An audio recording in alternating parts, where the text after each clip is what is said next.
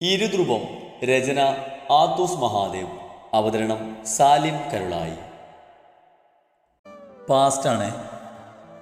മാധവന്റെ നിർബന്ധപ്രകാരം അർജുൻ അവനെയും കൊണ്ട് നൈറ്റ് ഡ്രൈവിന് ഇറങ്ങിയതാണ്. മണിക്കൂറുകളോളമുള്ള കാർ ഡ്രൈവിന് ശേഷം ആളൊഴിഞ്ഞ റോഡ് സൈഡിലായി കാർ ഒതുക്കിയിരുന്നു.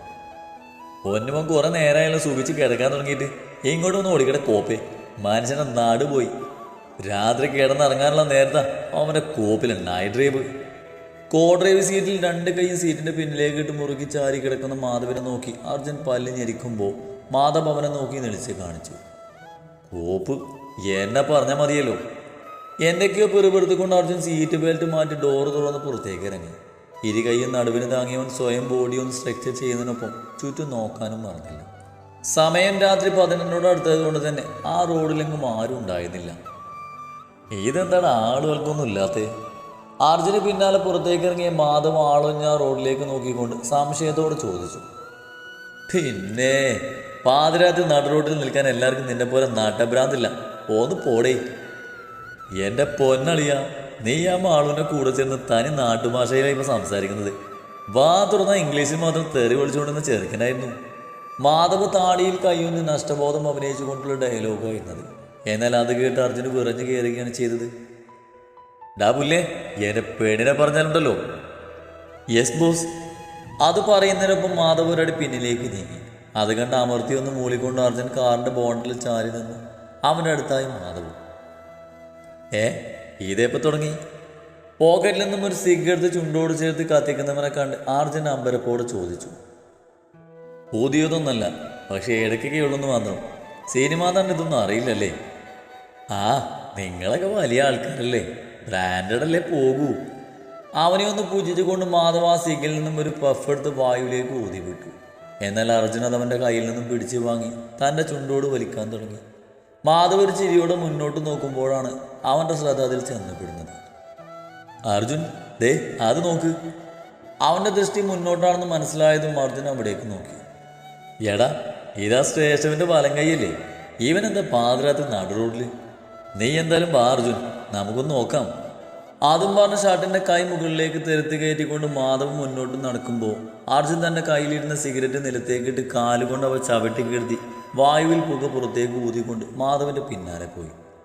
Excuse me. അല്പം സൈഡിൽ നിന്നും കേട്ട ഗാംഭീര്യം നിറഞ്ഞ ശബ്ദം കേൾക്കെ അവനൊരു ഞെട്ടലോടെ തിരിഞ്ഞു നോക്കി. അർജുനെയും മാധവിനെയും മുന്നേ അറിയാവുന്നത് കൊണ്ട് തന്നെ ആ കണ്ണുകളിൽ ഒരു മാറ്റം രൂപപ്പെട്ടു. നീ ആ ശ്രേഷ്ഠവൻ്റെ ആളല്ലേ? അതെ, നിശാന്ത്.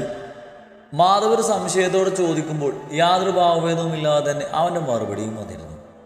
നീ എന്താ ഇവിടെ? ആ ചോദ്യത്തിന് ആദ്യം മറുപടി പറയാതെ അവൻ അവരെ ഒന്ന് നോക്കും. സാറ് ഇന്ന് ഇവിടുത്തെ ടൗണിലാണ് സ്റ്റേ. ഞാൻ തിരികെ പോകാൻ ഇറങ്ങിയതാ. ബട്ട് കാർ ബ്രേക്ക് ഡൗൺ ആയി. ഒരു വണ്ടി നോക്കി നിന്നതാ. അലസമായി അത്രയും പറഞ്ഞുകൊണ്ട് അവൻ വീണ്ടും റോഡിലേക്ക് ശ്രദ്ധ കൊടുക്കുമ്പോൾ മാധവ് അർജുനെ ഒന്ന് നോക്കി. അർജുൻ കണ്ണുകൾ കൊണ്ട് എന്തോ പാസ് ചെയ്തുകൊണ്ട് തിരിഞ്ഞു നടക്കുമ്പോൾ അതിൻ്റെ അർത്ഥം ഗ്രഹിച്ച പോലെ മാധവ് വീണ്ടും അവനെ നോക്കി തിരിഞ്ഞു. വിരോധം അല്ലെങ്കിൽ താവാ, നെക്സ്റ്റ് ജംഗ്ഷനിൽ ഡ്രോപ്പ് ചെയ്യാം. ഇവിടെ നിന്നാൽ ലിഫ്റ്റ് ഒന്നും കിട്ടുമെന്ന് തോന്നില്ല. അതും പറഞ്ഞ് മാധവും തിരിഞ്ഞു പോകുമ്പോൾ നിഷാദ് ചുറ്റുമൊന്ന് നോക്കി. അവിടെയെങ്കിലും വണ്ടി പോയിട്ട് പേരിനൊരാൾ പോലും ഇല്ലെന്ന് മനസ്സിലായതും അവനൊന്ന് ആലോചിച്ച ശേഷം അർജുൻ്റെ കാറ് കിടക്കുന്നതിന് നടന്നു. നിന്റെ സാറ് രണ്ടും കൽപ്പിച്ചാണല്ലോടാ. അല്ല, എന്താ പ്ലാൻ? ഇവനെ തീർക്കാനോ അതോ? പറഞ്ഞു വന്നത് പകുതിയിൽ നിർത്തി ഒരു ചോദ്യം കണക്കെ മാധവ് മുഖം ചരിച്ച് ബാഗിലിരിക്കുന്നവനോടായി ചോദിക്കുമ്പോൾ അർജുൻ്റെ ശ്രദ്ധ ഫ്രണ്ട് റിയർ മിററിൽ വഴി നിഷാദിലേക്ക് മാറി. എന്നാൽ അത് കേട്ടവൻ ചിരിക്കുകയാണ് ചെയ്തത്. കൂടെ നടന്ന ഞാനും ഇന്നലെ വരെ പലതും പ്രതീക്ഷിച്ചിരുന്നു, പക്ഷേ. അത്രയും പറഞ്ഞവൻ ഒന്ന് നിർത്തുമ്പോൾ അർജുൻ്റെ കണ്ണുകൾ സംശയത്താലൊന്നും ചുരുങ്ങി. എന്താ ഭയാണോ നിന്റെ സാറിന്? മാധവിൻ്റെ ആ വാക്കുകളിൽ നിറഞ്ഞിരുന്നത് പുച്ഛമായിരുന്നു. ഭയം? അത് ശ്രേഷ്ഠവ് സാറിന്. മാധവ് സാർ എന്താ ജോക്ക് പറയണോ? ആർക്കു മുന്നിലും ഇന്നേ വരെ ഭയത്തോടെ നിന്നിട്ടില്ല അദ്ദേഹം. ഇനിയോട്ട് നിൽക്കുകയില്ല. ഒരു യജമാനോടുള്ള കൂറു വാക്കുകളിൽ അങ്ങേയറ്റം നിറച്ച് അവനത് പറയുമ്പോൾ മറുപടി ഏതുമില്ലാതിരുന്നു മാധവ്. ബാക്കിയവൻ തന്നെ പറയുമെന്ന് തോന്നിയത് കൊണ്ട് അർജുനും മൗനം പാലിച്ചു. സ്വന്തം രക്തത്തെ തൊടാൻ ഏതൊരു മനുഷ്യനൊന്ന് അറക്കും, പക്ഷേ അതിനുള്ളിൽ അനുകമ്പയുടെ ഒരു തരിമ്പെങ്കിലും വേണമെന്ന് മാത്രം. അതാ മനസ്സിലുള്ളത് കൊണ്ടാവണം ഇങ്ങനൊരു തീരുമാനമെടുത്തതും. പെട്ടെന്ന് അർജുൻ്റെ കാല് ബ്രേക്കിൽ അമരുമ്പോൾ മാധവും നിശാന്തൊന്ന് മുന്നോട്ട് ആഞ്ഞുപോയി. അർജുൻ, എന്താടാ? മാധവ് ഒരു സംശയത്തോടെ ചോദിച്ചു.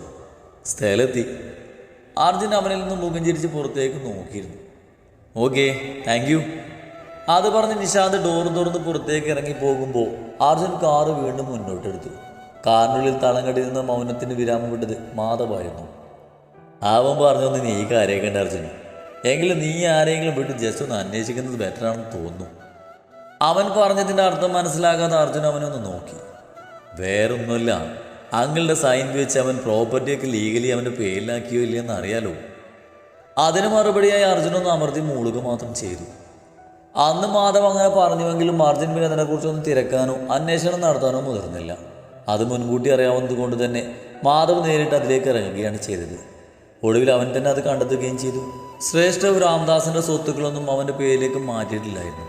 അതുമാത്രമല്ല, തൻ്റെ കൂലിക്കാരോട് ഇനി അർജുന നേർക്ക് പോകരുതെന്നും അവരെ കൊണ്ട് അവന് ഇനി ഒരു ബുദ്ധിമുട്ടുണ്ടാവരുതെന്ന് വാണിക്ക് കൊടുക്കുകയും ചെയ്തെന്നായിരുന്നു മാധവ് ഒരാൾ വഴി അറിയാൻ കഴിഞ്ഞത്.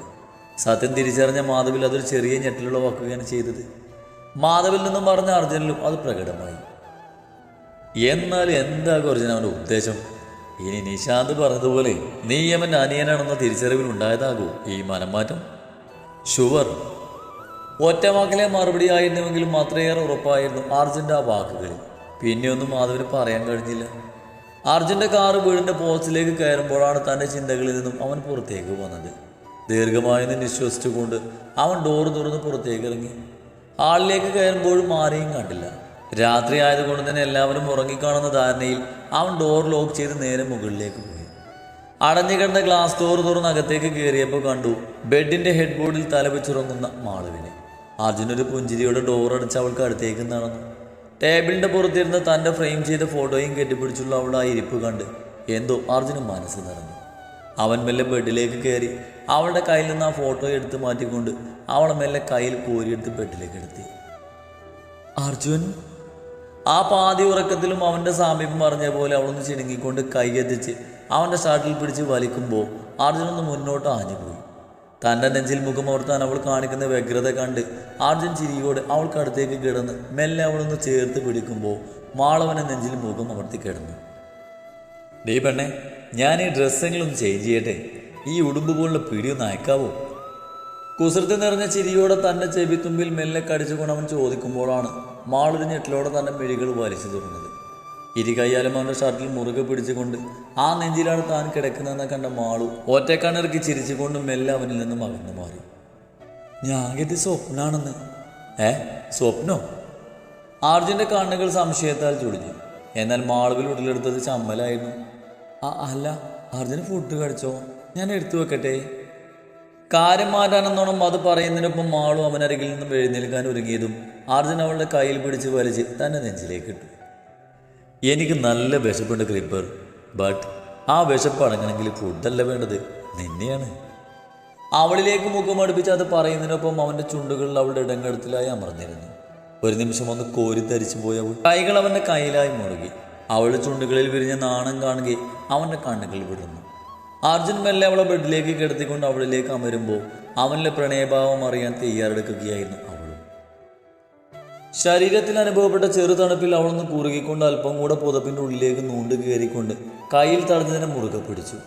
കയ്യിലിരിക്കുന്നതിന് വല്ലാത്ത തണുപ്പ് പോലെ തോന്നുമ്പോൾ അവൾ മിഴികൾ മെല്ലെ ചിമ്മി തുറന്നു. അർജുൻ്റെ കഴുത്തിൽ ചെയിലിനാണ് താൻ മുറുകെ പിടിച്ചിരിക്കുന്നത് കണ്ട മാളു ഒരു പുഞ്ചിരിയോട് അതിൽ നിന്ന് പിടിയയച്ച് കണ്ണുകൾ ഉയർത്തി നോക്കി. ശാന്തമായ ഉറക്കത്തിലാണവൻ.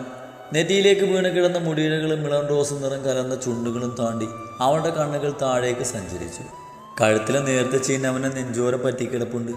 നഗ്നമായ ആ ഉറച്ച ശരീരം കാണുകയും അവളുടെ ഉള്ളിൽ തെളിഞ്ഞത് തലേന്ന് രാത്രിയിൽ അവർക്കിടയിൽ നീണ്ട ആ പ്രണയ നിമിഷങ്ങളായിരുന്നു.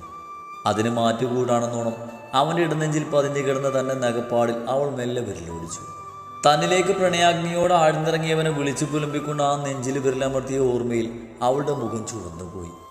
മെല്ലെ അവനിൽ നിന്നും പിന്നിലേക്ക് നീങ്ങും മുന്നേ അർജുൻ്റെ കൈകൾ അവിടെ അരയിലായി മുറുകിയിരുന്നു. മാളൊരു പിടപ്പോടെ മുഖമുയർത്തി നോക്കുമ്പോൾ തന്നെ അർജുനൊരു കുസൃതി ചിരിയോടെ തൻ്റെ മിഴികൾ തുറന്ന് അവളെ നോക്കി. എന്താണ് മോളൂസേ, രാവിലെ തന്നെ എൻ്റെ കൺട്രോൾ കളയാനുള്ള പരിപാടിയിലാണോ? അവൻ്റെ വാക്കുകളിലായിരുന്നില്ല, വശ്യത നിറഞ്ഞാടുന്ന ചിരിയിലായിരുന്നു മാളുവിന് മിഴികൾ പറഞ്ഞത്. അവളതിന് മറുപടി പറയാതെ അവൻ്റെ മാറിൽ തലചായ്ക്കുമ്പോൾ അർജുൻ നേർമയായ പുഞ്ചിരിയോടെ അവളെ മെല്ലെ ചേർത്ത് പിടിച്ചു. അർജുൻ ഏറെ നേരത്തിനൊടുവിൽ മെല്ലെ വിളിക്കുമ്പോൾ അവനൊന്ന് മൂടി. ഇന്നലെ എവിടെ പോയതാ? അവളുടെ ആ ചോദ്യത്തിന് മുന്നിൽ ഒരു നിമിഷം അർജുനൊന്നും മൗനം പാലിച്ചു. എൻ്റെ ഒരേ ഒരു ഏട്ടനെ കാണാൻ. അവനൊരു കുസൃതി ചിരിയോടെ പറയുമ്പോൾ മാള് ഞെട്ടലോടെ അവനെ മുഖം പോയിട്ട് നോക്കി. എന്തെങ്ങനെ നോക്കുന്നേ? അർജുനിപ്പോൾ എന്താ പറഞ്ഞേ? ആരെ കാണാൻ പോയിന്നാ? എന്തേ, ഞാൻ പറഞ്ഞ നീ കേട്ടില്ലേ? എൻ്റെ ഒരേ ഒരു ഏട്ടനെ കാണാൻ പോയതാണെന്ന്. വീണ്ടും ആ മറുപടി ആവർത്തിക്കുമ്പോൾ അതേ ചിരി തന്നെയായിരുന്നു അവനിൽ. ഇത്ര പെടുന്ന ഏട്ടനൊക്കെ ആയോ? എന്താ സംഭവം? ഞാനൊന്നും അറിഞ്ഞില്ലല്ലോ. അറിയാൻ മാത്രം ഒന്നുമില്ല പെണ്ണെ. അവൻ്റെ ഉള്ളിൽ എവിടേക്ക് ഒരിട്ട് നന്മ ബാക്കി കിടപ്പുണ്ട്. അതുകൊണ്ടാവണം എൻ്റെ മേലുള്ള അവൻ്റെ ദേഷ്യമൊക്കെ അരിഞ്ഞു പോയത്. അർജുൻ, ഇനി നിന്റെ ശ്രദ്ധ തിരിക്കാൻ മനഃപൂർവ്വം ചെയ്തതാണെങ്കിലോ? മാള് നേരിയ ആദിയോടെ ചോദിക്കുമ്പോൾ അർജുൻ അവൾ അമ്പരപ്പോടെ നോക്കി.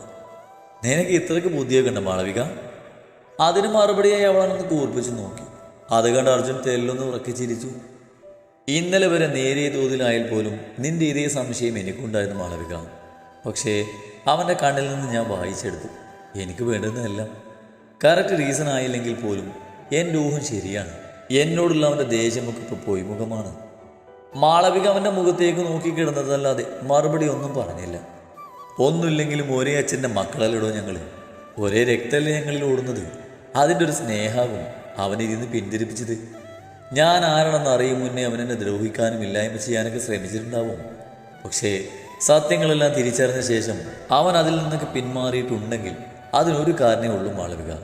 ഞാൻ അവൻ്റെ അനിയനാണെന്നുള്ള തിരിച്ചറിവുള്ളൂ. അത് പറയുമ്പോൾ അർജുൻ്റെ മനസ്സ് മുഴുവൻ ശ്രേഷ്ഠമായിരുന്നു. എങ്ങനെ കഴിയുന്നു അർജുൻ നിന്നെ ദ്രോഹിക്കാൻ ശ്രമിക്കുന്നവരെ പോലും സ്നേഹിക്കാൻ, അവരെ ന്യായീകരിക്കാൻ? ഇത് വെറും ന്യായീകരണമല്ല മാളവിക. ഞാൻ കണ്ടെത്തിയ സത്യമാണ്. എനിക്ക് ഉറപ്പുണ്ട് അവൻ്റെ ഉള്ളിൽ ഞാനുണ്ട്.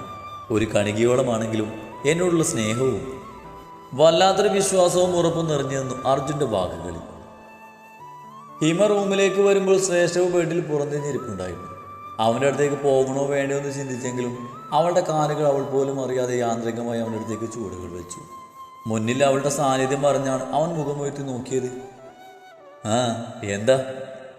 അല്പം പോലും മയവില്ലാത്ത തീർത്തും ഗൗരവം. ചോദ്യത്തിൽ എന്ത് മറുപടി പറയുന്ന അറിയാതെ നിന്നു ഹിമ. എന്താടി കോപ്പേ, നിന്റെ നാവിറങ്ങിപ്പോയോ? ചോദിച്ചത് കേട്ടില്ലടി. ഗൗരവം മാറി അതൊരു ദേഷ്യമായി പരിണമിക്കുമ്പോൾ അവനൊന്നും ഞെട്ടാതിരുന്നില്ല. എങ്കിലും ആ ഞെട്ടിൽ തന്നിൽ തന്നെ ഉറപ്പിച്ചുകൊണ്ട് അവൾ അവനൊന്ന് കൂർപ്പിച്ച് നോക്കി. അതെ, ഞാൻ പോകുക, അത് പറയാൻ വന്നതാ, അല്ലാതെ ഇവിടെ കയറി കിടക്കട്ടെ എന്ന് ചോദിക്കാൻ വന്നതല്ല. അവനെ ഒന്ന് പൂജിച്ചുകൊണ്ട് അവൾ തിരിഞ്ഞതും ശ്രേഷ്ഠവ ആ കയ്യിൽ പിടിച്ച് വലിച്ച് തൻ്റെ അടുത്തേക്കിട്ടു. പ്രതീക്ഷിക്കാത്ത നീക്കമായതിനാൽ അവൾ പിന്നിലേക്ക് ഉപയോഗിച്ച് ബെഡിലേക്ക് വീണു. ഞെട്ടിലോടെ എഴുന്നേൽക്കാൻ ശ്രമിക്കും മുന്നേ അവളുടെ ഇരു കയ്യിലും തൻ്റെ കൈ അമർത്തി അവൻ അവളിലേക്ക് ചേർന്നിരുന്നു. എന്തായാലും നീ ചോദിച്ചതല്ലേ, എന്നാ പിന്നെ ആ ആഗ്രഹങ്ങൾ സാഹചര്യം പോയാൽ മതി. നീ എന്ത്? ഹിമ കാര്യം മനസ്സിലാവാതെ കണ്ണു പിടിച്ച് ചോദിച്ചു. നിനക്കല്ലേ ഇവിടെ കിടക്കണമെന്ന് ആഗ്രഹം? എന്നാ പിന്നെ കിടന്നോടി. കിടക്കാം, പക്ഷേ അതിനു മുന്നേ ആ കൈ കൊണ്ട് ഈ കഴുത്തിൽ താലി കൂടെ തരുമോ നീ? കുസിത്ത് നിറഞ്ഞു നിന്ന് അവൻ്റെ കണ്ണുകളിലെ ഭാവം മാറിയത് പെട്ടെന്നായിരുന്നു. അത് ശ്രദ്ധിച്ച ഹിമയുടെ നെഞ്ചിലൊരു നോവ് നിറയുമ്പോൾ അവൾ അതുള്ളിൽ തന്നെ ഒളിപ്പിക്കുകയും ചെയ്തു. ശ്രേഷ്ഠവ് അവളിൽ നിന്നും വേഗത്തിൽ മാറിക്കൊണ്ട് ബെഡിൽ നിന്ന് എഴുന്നേൽക്കുമ്പോൾ ഹിമയും അവന് പിന്നാലെ എഴുന്നേറ്റു. ശ്രേഷ്ഠം. വേണ്ട ഹിമ, നിനക്ക് പോകാം. ഉറച്ചതായിരുന്ന അവൻ്റെ വാക്കുകൾ. ശരി, അതേക്കുറിച്ച് ഞാനിനി ഒന്നും ചോദിക്കുന്നില്ല. അല്ലെങ്കിലും ഇഷ്ടം ഒരാൾക്ക് മാത്രം തോന്നിയാൽ പോരല്ലോ. ചുണ്ടിൽ വിരിഞ്ഞ വരൻ്റെ പുഞ്ചിരിയോടുള്ളത് പറയുമ്പോൾ ശ്രേഷ്ഠവ് തൻ്റെ കണ്ണുകളൊന്ന് അടച്ചു തുറന്നു. പക്ഷെ മറ്റൊന്ന് ചോദിക്കട്ടെ ഞാൻ, ഇന്നലെ അർജുൻ സാറ് വന്ന് പറഞ്ഞതൊക്കെ സത്യമാണോ? ശ്രേഷ്ഠവ് ഒരു സംശയത്തോടെ അവളെ തിരിഞ്ഞു നോക്കി. എൻ്റെ അറിവിൽ ആരോടെങ്കിലും ദേഷ്യം തോന്നിക്കഴിഞ്ഞാൽ പിന്നെ ദൈവം നേരിട്ടിറങ്ങി വന്നാൽ പോലും ശ്രേഷ്ഠവതിൽ നിന്ന് പിന്മാറില്ല. പക്ഷെ എന്തുകൊണ്ട് അർജുൻ സാറിനോട് മാത്രം അത് മറന്നു? സ്വന്തം അനിയനായതുകൊണ്ടാണോ? ആണെങ്കിൽ നിനക്കെന്താ? നീ നിന്റെ കാര്യം നോക്കി ഇറങ്ങി പോകാൻ നോക്കി ഹിമ. എൻ്റെ പേഴ്സണൽ കാര്യം എൻ്റെ മാത്രം സ്വകാര്യതയാ. അതിലാരുടെയും കടന്നു കയറ്റും എനിക്ക് ഇഷ്ടമുള്ള കാര്യമല്ല, പറഞ്ഞേക്കാം. അവൻ്റെ ആ മറുപടിക്ക് മുന്നിൽ ഇനിയൊന്നും പറയാനില്ലാത്തതുപോലെ ഹിമ അവിടുന്ന് ഇറങ്ങിപ്പോകുമ്പോൾ ശ്രേഷ്ഠവും നിറഞ്ഞു പോകുന്ന ദേഷ്യത്തോടും ബെഡിൽ ചെന്നിരുന്നു. എൻ്റെ അറിവിൽ ആരോടെങ്കിലും ദേഷ്യം തോന്നിക്കഴിഞ്ഞാൽ പിന്നെ ദൈവം നേരിട്ട് ഇറങ്ങി വന്നാൽ പോലും ശ്രേഷ്ഠവാദിൽ നിന്ന് പിന്മാറില്ല. പക്ഷേ എന്തുകൊണ്ട് അർജുൻ സാറിനോട് മാത്രം അത് മറന്നു? സ്വന്തം അനിയനായതുകൊണ്ടാണോ? ഹിമയുടെ ചോദ്യം വീണ്ടും വീണ്ടും ഉള്ളിൽ തെളിയുമ്പോൾ ശ്രേഷ്ഠവ അസ്വസ്ഥതയോടെ തൻ്റെ കണ്ണുകൾ മുറുകിയടച്ചു. കഴിയുന്നില്ല, അവനെ വേദനിപ്പിക്കാൻ എന്നെ കൊണ്ട് കഴിയുന്നില്ല. എൻ്റെ രക്തല്ലേവൻ. അതെ, ഈ ശ്രേഷ്ഠവൻ്റെയും അർജുൻ്റെയും ശരീരത്തിൽ ഓടുന്നത് ഒരേ രക്തമാണ്. അത് മറന്നുകൊണ്ട് ഒരിക്കലും അവനെ നോവിക്കാൻ എനിക്ക് കഴിയില്ല. ഉണ്ടായിരുന്നു ദേഷ്യവും നശിപ്പിക്കാനുള്ള വാശി. പക്ഷേ ഇന്നതൊക്കെ തന്നിൽ അന്യമാണ്. പുറമേ ദേശത്തിൻ്റെ മുഖമുടി അണിയുമ്പോഴും ഉള്ളിൽ അവനോടൊരു വാശിയുമില്ല. സ്വന്തം രക്തത്തെ തൊടാൻ ശ്രേഷ്ഠവനും ഭയമാണെന്ന് കൈകൾ പോലും വെറുക്കുന്നു. പക്ഷേ അയാളോട് ഞാൻ ക്ഷമിക്കില്ല, രാംദാസ്. ആ പേരവൻ്റെ പല്ലുകൾക്കിടയിൽ കിടന്ന് ഞെരിഞ്ഞു.